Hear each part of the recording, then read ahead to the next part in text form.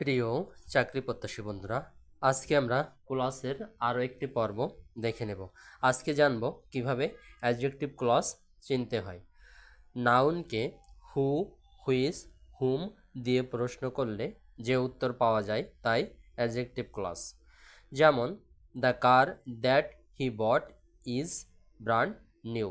এখানে the car শব্দটি noun, এটাকে যদি আমরা হুইচ দিয়ে প্রশ্ন করি তাহলে উত্তর আসবে দ্যাট হি ব্রট, যার কারণে এই দ্যাট হি ব্রট অংশটুকু adjective clause.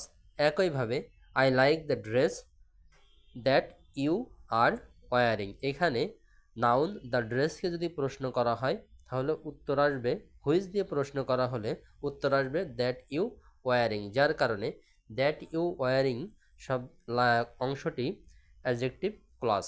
The book that is on the shelf is my favourite, এখানেও দ্য নাউন দ্য বুক নাউনটিকে হুইচ দিয়ে প্রশ্ন করলে উত্তর আসবে that is on the shelf, এটি হচ্ছে অ্যাডজেক্টিভ ক্লজ।